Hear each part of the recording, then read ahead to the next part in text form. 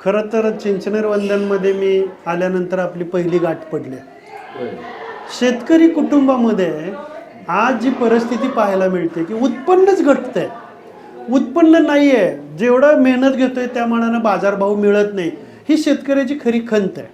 पैसा नाही शेतकऱ्याकडे, म्हणून शिक्षणाकडे मुलं जात नाहीत. आणि शेतकऱ्यांची मुलं आज फक्त आपल्याला सवलत कशी मिळेल शिक्षणात, आपल्याला अमुक ॲडमिशन कसं मिळेल याच्या मागं पळतात आणि शिक्षण आणि शेतीच्या मागं कमी दिसतात. हे तात्या आत्ताची परिस्थिती. तुम्हाला काय वाटतं की शेतकऱ्याच्या मुलानं शिक्षण कोणत्या माध्यमामध्ये घ्यावं आणि कसं घ्यावं आणि कुठपर्यंत घ्यावं?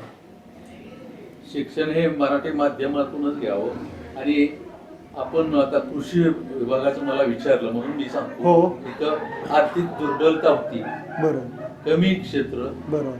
कमी क्षेत्र असल्यामुळं लोक दुर्बल होते. हो. आता त्यामुळे मिलिटरी जास्त जायले हेतू लोक गेले. हो.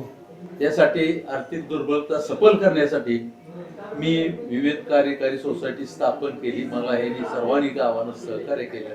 त्याच्या माध्यमातून आर्थिक सुबत्ता शेतकऱ्यांच्याकडे आली.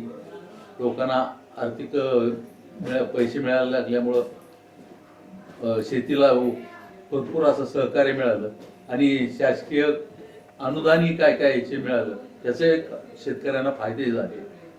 पण आजची मुलं शिकली पाहिजेत असं शेतकऱ्याचं मनापासून इच्छा आहे.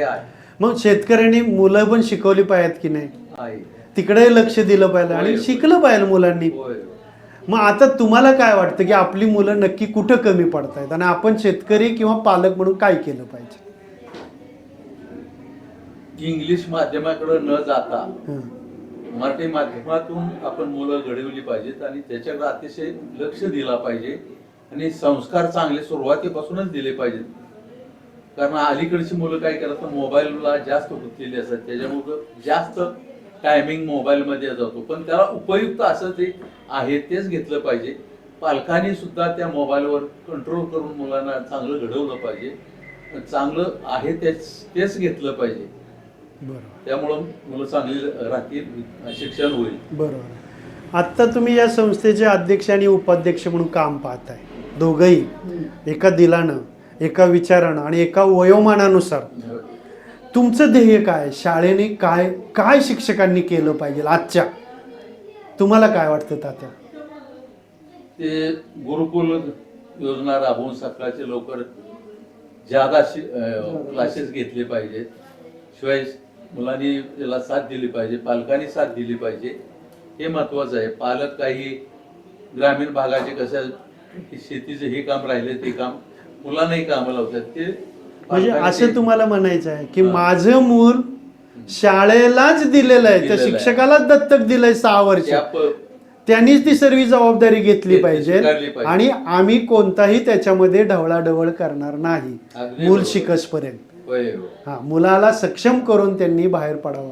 मग ते शिक्षा असेल अन्य काय असेल, आम्ही अध्यक्ष आणि उपाध्यक्ष म्हणून आज जो शिक्षक शिकवतोय, जी शाळा उभी करतोय त्याच्या पाठीशी उभे राहणार असं तुम्हाला म्हणायचंय का? उभे जायचं. आपण उभं राहिलं तरच ते हे आहे ना, आहे उभे आहे त्याच्या पाठी घडतील.